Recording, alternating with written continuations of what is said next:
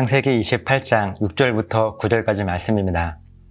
에서가 본즉 이삭이 야곱에게 축복하고 그를 밧단 아람으로 보내어 거기서 아내를 맞이하게 하였고 또 그에게 축복하고 명하기를 너는 가나안 사람의 딸들 중에서 아내를 맞이하지 말라 하였고 또 야곱이 부모의 명을 따라 밧단 아람으로 갔으며 에서가 또 본즉 가나안 사람의 딸들이 그의 아버지 이삭을 기쁘게 하지 못하는지라 이에 에서가 이스마엘에게 가서 그 본처들 외에 아브라함의 아들 이스마엘의 딸이요 느바요스의 누이인 마할랏을 아내로 맞이하였더라.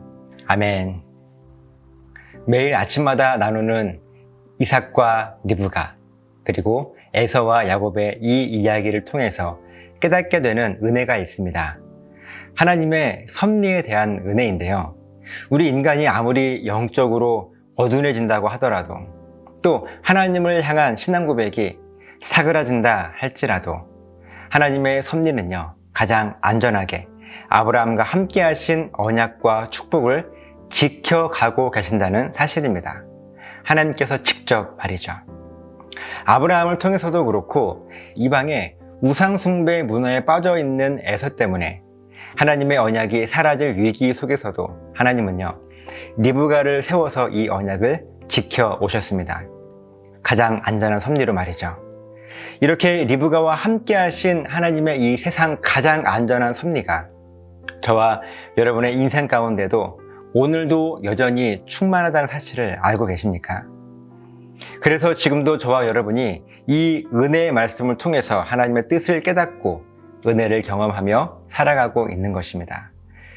이 은혜가요 저와 여러분들의 평생의 삶 가운데 늘 충만하시기를 예수님의 이름으로 부탁을 드립니다. 그렇게 하나님은 리브가를 통해서 지키신 하나님의 언약을요 이제 야곱에게 맡겨 가십니다.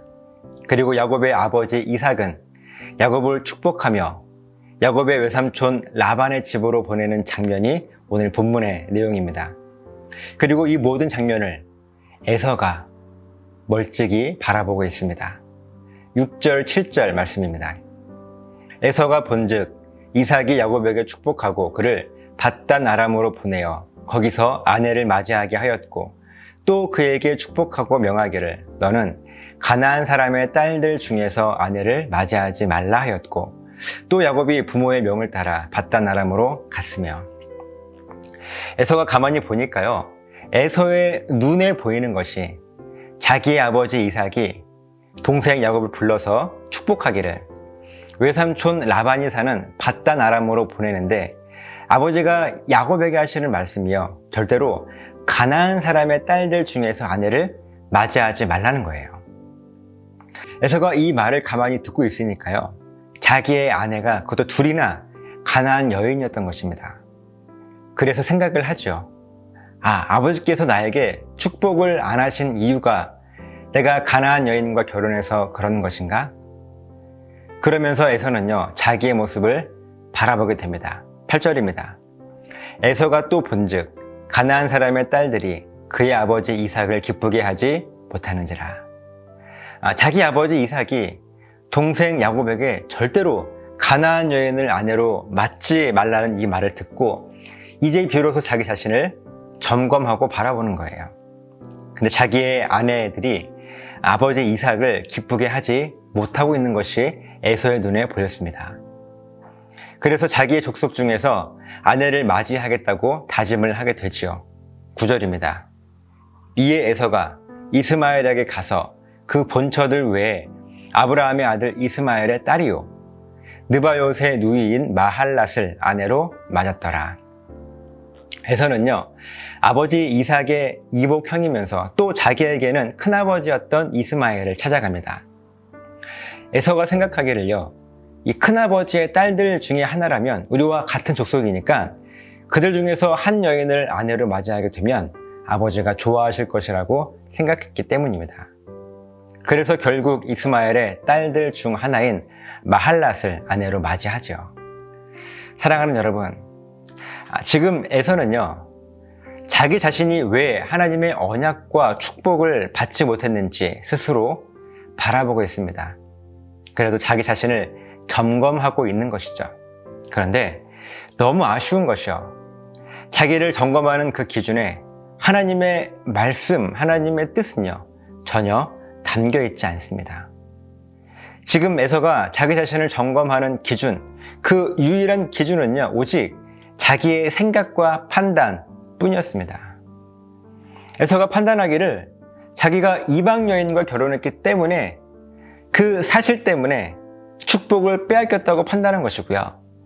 그럼 자기의 족속 중에서 내가 아내를 맞이하게 되면 아버지께서 기뻐하실 것이라고 그냥 단순하게 판단을 한 것입니다. 오늘 에서의 모습을 여러분들 어떻게 생각하십니까? 물론 에서가 바라본 것은요, 사실이 맞습니다. 팩트죠. 틀린 얘기가 아니에요. 그러나 하나님의 말씀이 아닌 자기의 생각과 판단을 기준으로, 그러니까 자기의 눈으로 나 자신과 세상을 바라보게 된다면요, 이 팩트, 즉 사실을 정확하게 볼 수 있을지는 몰라도 그 안에 담겨진 하나님의 깊은 뜻과 진리는, 또 하나님의 섭리는요, 절대로 깨닫지 못할 것입니다. 여러분, 이것이 우리 사람의 눈의 한계이고요, 인간의 한계입니다. 그래서 에서가 겨우 찾아낸 답, 그의 결단이 무엇이었는가 하면 자기의 족속, 그것도 아브라함에게서 쫓겨난 이스마엘의 딸 중에서 아내를 찾게 된 것입니다. 에서가 했었어야 할 결단은요, 어떻게든 자기 족속 중에서 아내를 찾겠다라고 하는 이 결단이 아니라 어떻게 해서든 하나님을 잊지 않고 내가 기억하며 살겠노라고 하는 결단이었어요. 그래서 사실만을 바라보는 것이 아니라 그 사실 속에 담긴 하나님의 섭리와 진리를 바라볼 수 있는 눈을 내가 가질 거야 라고 하는 결단이었어요. 오늘 저와 여러분들의 모습은 어떻습니까?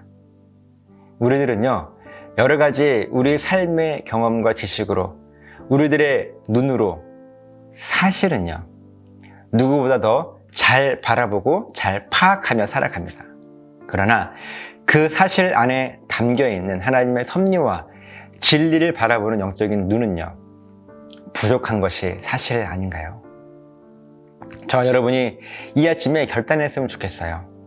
나의 눈으로만 세상을 바라보는 것이 아니라 하나님의 말씀을 더 깊이, 더 자주 묵상함을 통해서 그 말씀을 기준으로 사실 너머에 담긴 하나님의 섭리를 바라보겠노라고 하는 결단으로 정말 하나님께 놀랍게 쓰임받는 리브가와 같은 그런 인생이 저 여러분들의 삶 가운데 있으시기를 예수님의 이름으로 간절하게 부탁을 드립니다. 기도하시겠습니다. 하나님, 감사합니다. 하나님의 은혜로 오늘도 영적인 것을 바라보고 깨닫게 됩니다.